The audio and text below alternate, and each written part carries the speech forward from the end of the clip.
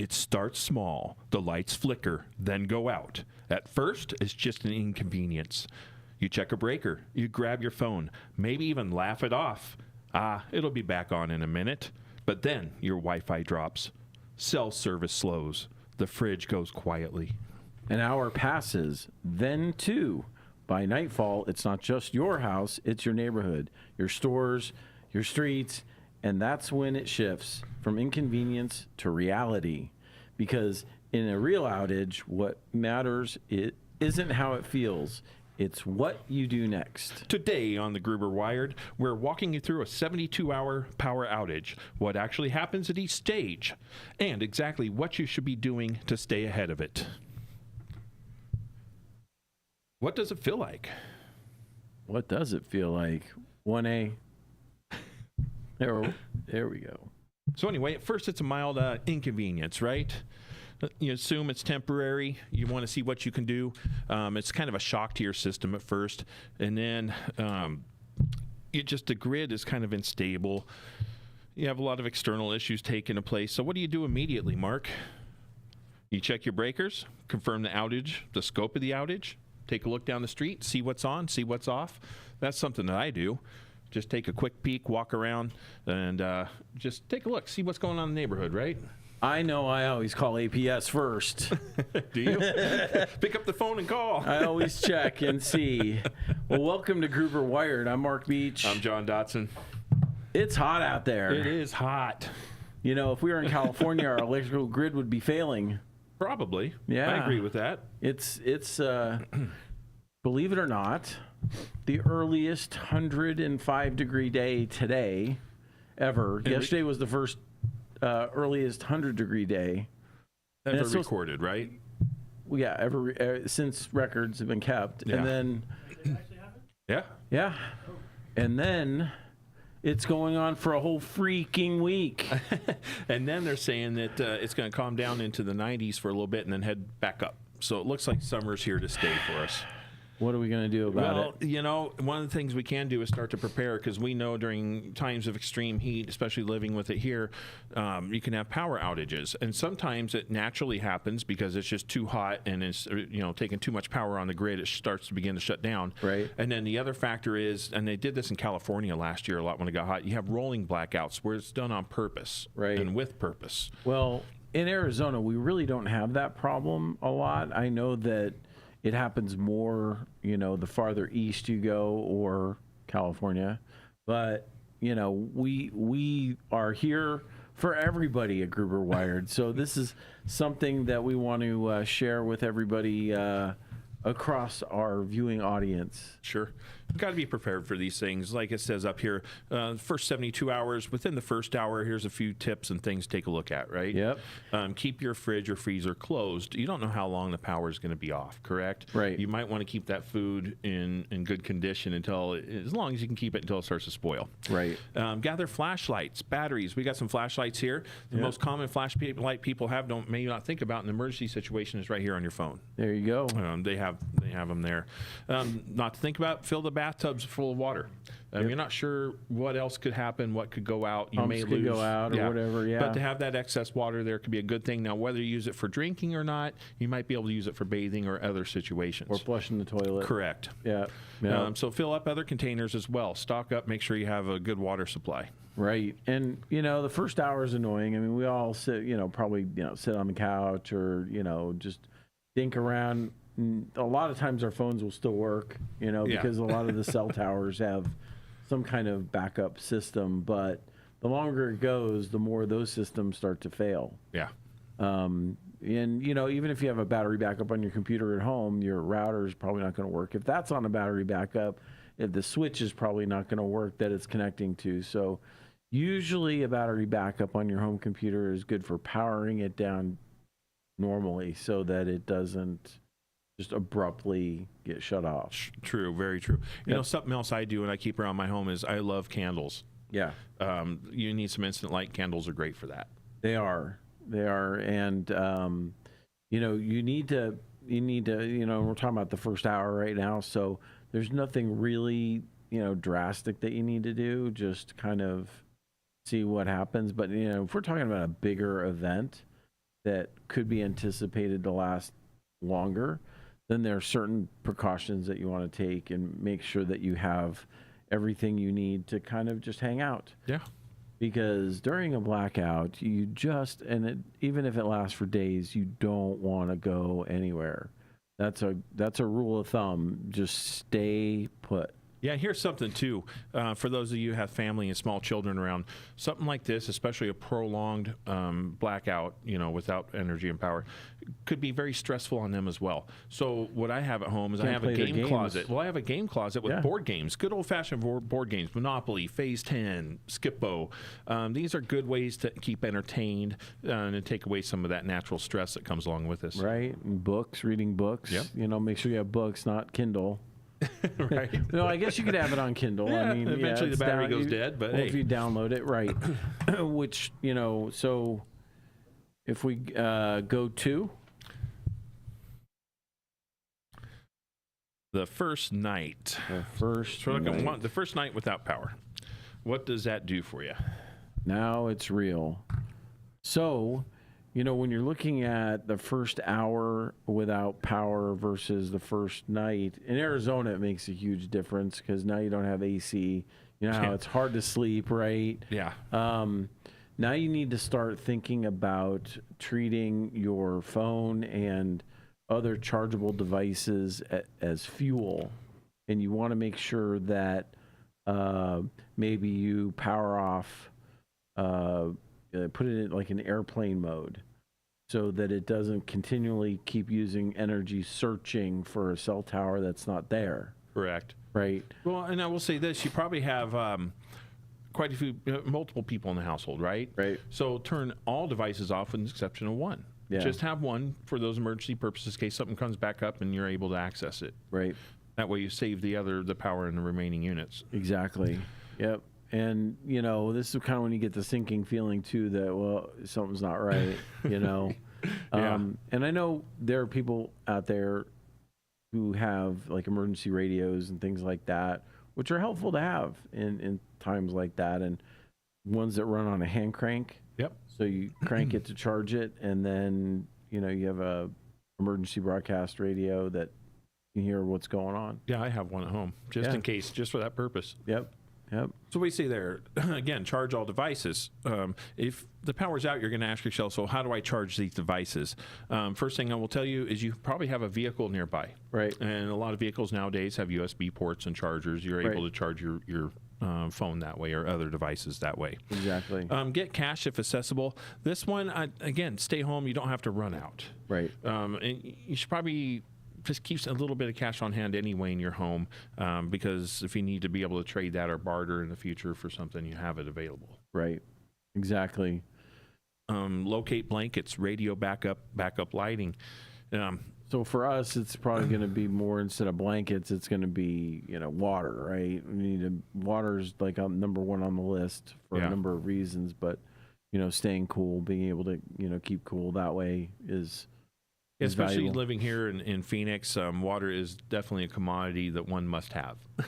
Right. And you don't want to keep going in and out of your fridge. You want to leave it shut until, you figure that you need to start eating the consumables, and you always consume stuff that's in the fridge first before the freezer. Correct. Yeah. Yep. And there's no tip, though, too. If you have room in your freezer, go ahead and transfer some of those consumables from the fridge to the freezer to help keep them prolong their length. Yeah. So, yeah. Okay. Cool. What do you got on the next hour there? Second day. So, this is when it starts to set in that life isn't normal, right? Yeah, something's definitely wrong here. Right. Exactly. Oh, we're still on night one. Sorry, it's probably my bad. We probably want the next background. Some good tips there, really quick. Stick together as a family. Right. Don't be leaving the home. Don't go split anywhere. Keep.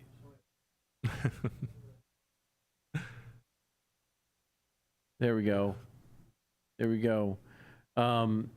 So day 2, Get into day 2. Yeah, most definitely. To begin with, what to evaluate, you need to check your surroundings. You need to know what's going on here, because you're still not sure when the power's going to come back on, right?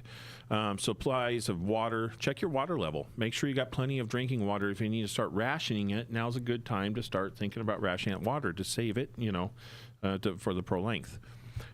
Cell service. Check. See what's going on with that. Maybe you're seeing some alerts. Maybe something's going on. Maybe no service at all.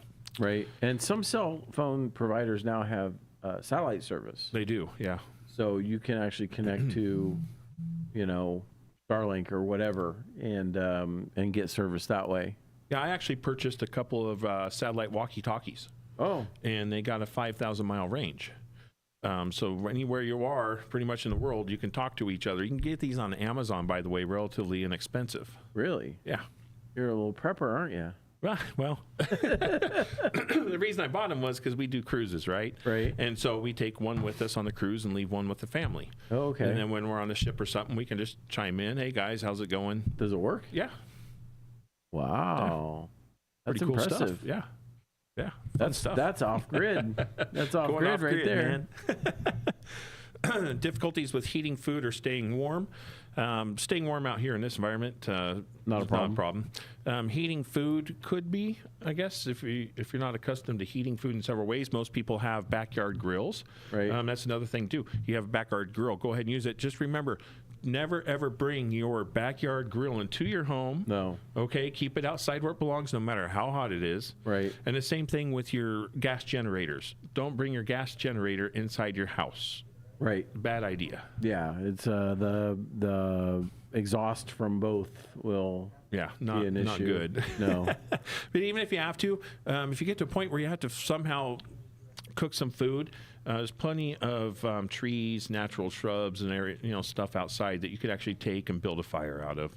Right. You have pots and pans in the house. You could boil some water that Or way. if it's the summer in Arizona, just put it on your dashboard. Yeah, put it on the dashboard. Sit it on the pavement. Yeah, a little cast iron pan right on the dashboard for a little bit. That'll cook everything right up. And then it says neighborhood situation, unsafe yet. This is a really good thing, is stay in touch with your neighborhood, your neighbors, see what's going on there, see how they're doing. Make sure that we're working together in our community, because anything that's prolonged, we all may need assistance with each other. Right. And, the idea of staying put is that no matter where you go, you will have fewer resources than you do at your house, and it's less safe. You can protect your home a lot easier than you can protect yourself out in the wild. Yeah, my wife and I've talked about this. What if something happens to us when we're at home? And her first thought was, well, we could drive to Flagstaff, we could drive to Payson, we can go somewhere else. I'm telling you right now, there's only like 3 to 4 major thoroughfares out of the Phoenix area, right? And it just takes one accident to block the road. Not only that, but there's 5 million people here or something like that. And so you're going to get a lot of people that are going to be trying to get out of town.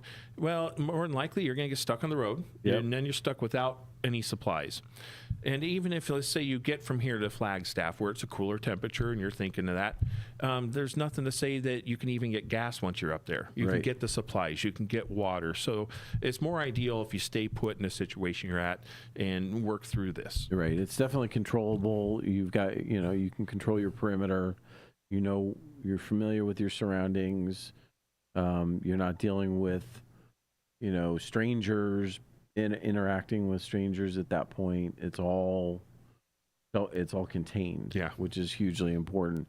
And make sure you have like one of those like Brita filters, or they even sell ones for camping where you can take stuff out of a stream and run it through it and purify your water. Yeah, iodine pills are good too. They're pretty inexpensive. You can get iodine pills to put in the water to help control it that way.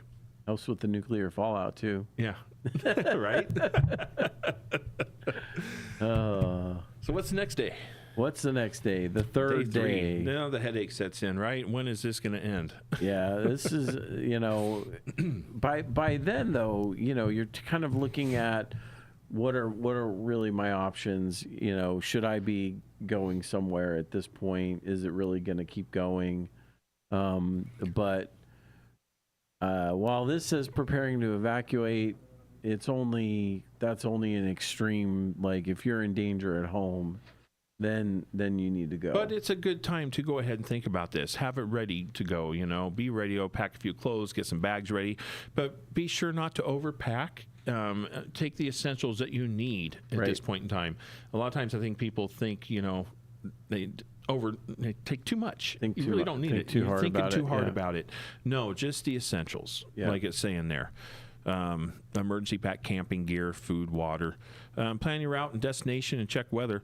Again, like I was saying before, I'm more inclined to stay at home until we get through something, unless it's dire emergency that you have to get out of there. Right, exactly. I mean, at the end of the day, as I've said already, your home, you're familiar with your surroundings. Most people can withstand a good amount of time without having to leave their house. Yeah. Right.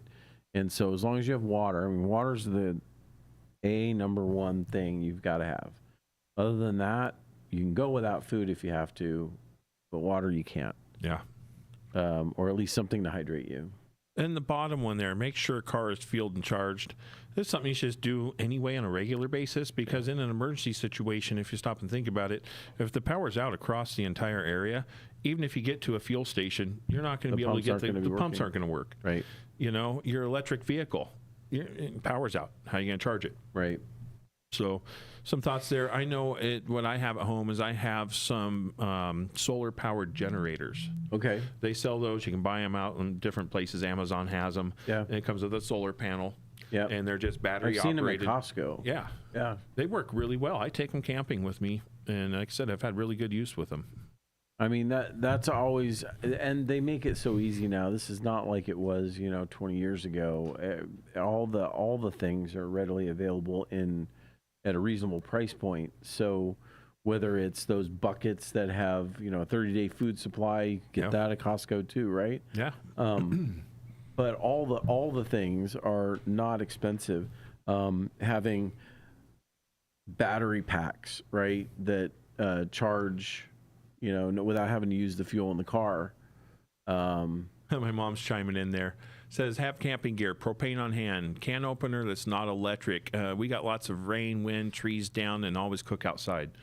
Yeah, you might not be in extreme heat, like she just said. You could be in an environment where you get lots of rain. You could have flooding. You could have damaged tree limbs and things that fall down, knock off the power lines, have some power outages that way too. Well, back east, you have ice storms. Yeah, and, look what they're going through right now. Yeah. You're in the Midwest. You have tornadoes, so there's a lot of different things going on out there that can affect this. Right, and so it's practical to have things for the just what if and for the short term, and kind of we're also dealing with the psychology of going from a short term outage to this is a bigger problem kind of thing, and keeping if you got kids, you got to keep them entertained, having books, like you said, board games, but we grew up without we didn't have video games when I was growing up. No.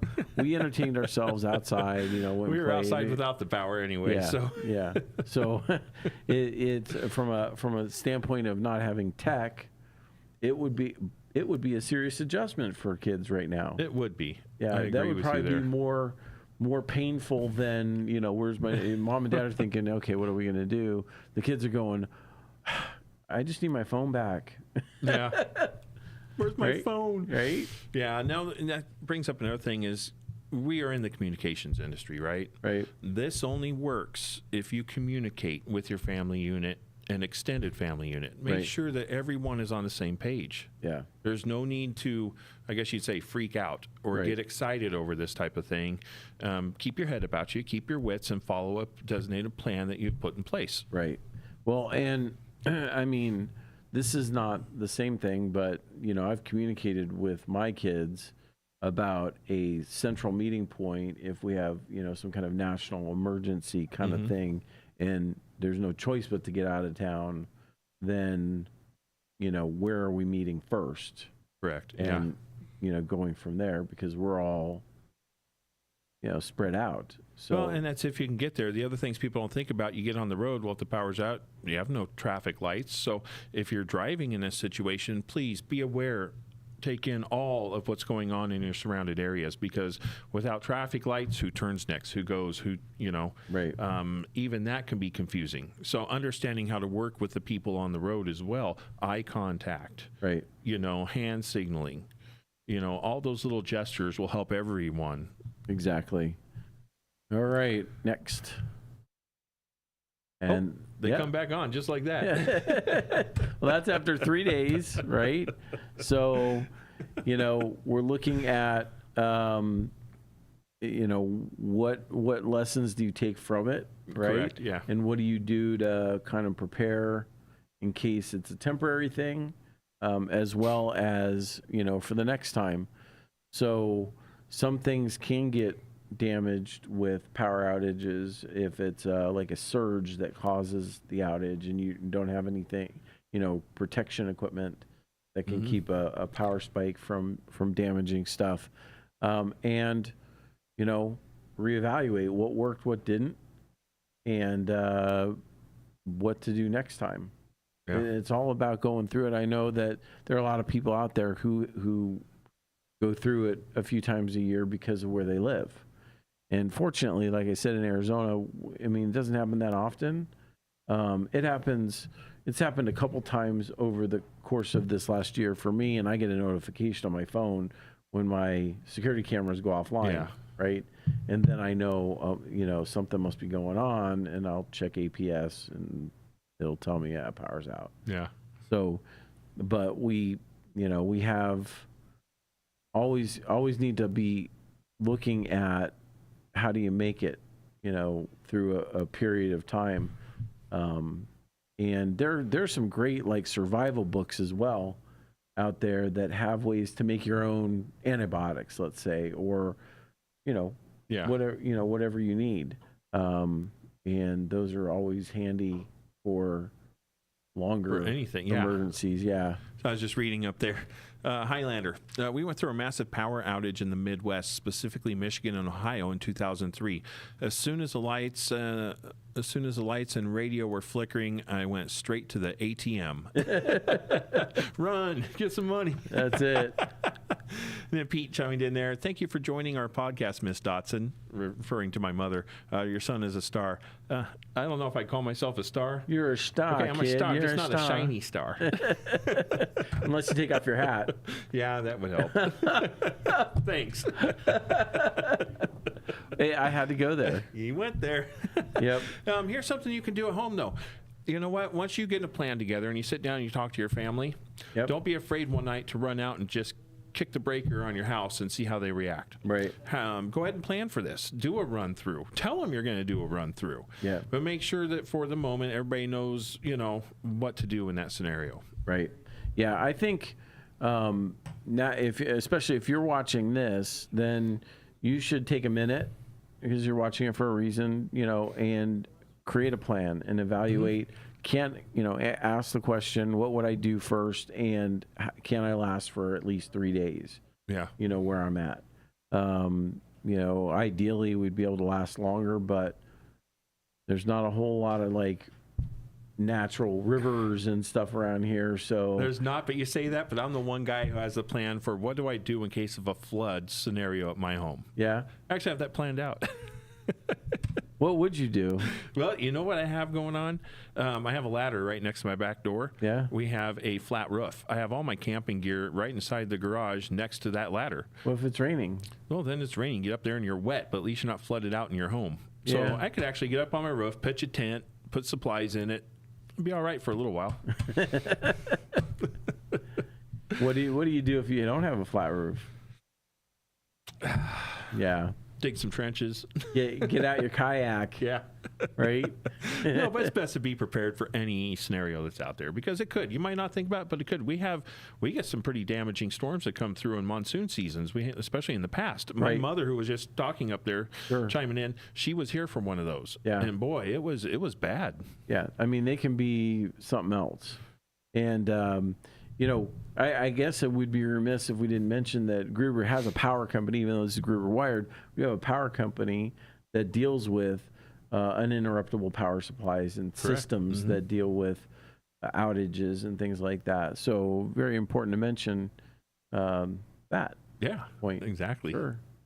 No, it's great because it's a great service that we provide out there, especially to emergency services like hospitals, first responders. Right. You know, they're going to have some backup systems, but even those backup systems are limited. They are. So, but it's nice to know that for, you know, a short amount of time at least, that they do have those systems in place to take care of those needs in those emergencies. Well, I liked that you mentioned the solar issue because sun's not really going to go anywhere. So, I mean, having that as a source of power, kind of, you know, a Jenny needs gas usually to run, but the solar system, this when the sun's shining, it's charging. Yeah, and there's a lot of people out here who have solar on their homes, so that does kind of help with that situation. Yeah, but then again, it's still limited. Right, but it's better than nothing. Right. I mean, if you have solar with battery backup installation in your home versus just a direct solar when it's pumping to the grid when it's on, and then you pull from the grid when it's off. You know, I don't know how it would work on an integrated grid system like that. If there's nothing in the grid, would it power your home, or is that like probably partially? I would think. Yeah, I don't know. That's a good question. We'll have to find that out. I'm curious. Yeah, because I would think that if they're doing that, what they're probably doing is just taking the electricity, putting it into the grid from the solar, and then it issues credits toward what you draw from. So it's you know, going two directions that don't cross. Yeah, it's a good question. I'd like to know that. Yeah, it'd be interesting because I know that allegedly, you know, you sell your energy to the power company when you're doing solar. Yeah. So, you know, it's kind of not going through your breaker box, in other words. Yeah. Right. Gotcha. So we'll have to look at that. Curious about that. No, but it looks like for us, summer is here. It's here early this year. And so we're just going to have to deal with this. Yeah. Yeah. The good news is right now, yes, we're going to be at 107, 108 possibly this weekend, but it is cooling off in the evening still. So we're still getting down to the 80s in the evening. 70s. Dipping in the 70s a little bit. And we know that's short-lived because a few months from now, our lows will be at 99. Well, I'm really hoping that the weather app is true and that we're going to be back in the 80s in like a week and a half, 2 weeks. Would be nice. Yeah, this is way too soon. I protest. It's not even, Easter hasn't even happened yet. This is not where we want to be. Yeah. Yep. So yeah, wow. These go by so fast, don't they? They do. I got to give a special shout out today to Amber on our production team back here. She is doing a very fantastic job, and we really appreciate all that she's doing. So thank you, Amber. We appreciate it. She doesn't have a microphone yet, but we're gonna have to get her one. She does a little princess wave. There you go. Hey, throw the last screen up. There we go. She was waiting all that time just for us to do that. For that one right there. Right? All right, want to go over that, Mark? Yeah, so just remember, first hour, keep your fridge and your freezer closed, gather flashlights, batteries, chargers, and fill the bathtub first. Yeah, right? It costs nothing to fill the bathtub, right? Get it full because you will need the water if it's prolonged. Make sure all your devices are charged. And part of this is being proactive too and having equipment that's already set in case something like that happens. You know, I have a couple of devices that are already always charged. Yeah, ready to go. I can just use and treat it like fuel. You know, once, you know, if it lasts for a prolonged period of time, that becomes a finite resource. And so you want to make sure, as you mentioned, you can start your car and charge, but now you're using another fuel. Correct. To do that. So there's always going to be a trade-off how much you can do that. You want to be as proactive as possible, conserving battery life on your phones and, you know, any other devices that you have that you might want to keep on. And then, you know, hugely important, stick together, you know, as a family, stay put, going out, bad, staying home, good. If you're at work when this happens, go home, right? You want to find a way home, but be safe getting there. Again, like I said before, traffic lights, signals will all be out. So just use your common sense when you're out there on the road. Right. And then, you know, we've got a couple of evacuate options here, which I don't endorse at all, but AI seems to think it's a good idea.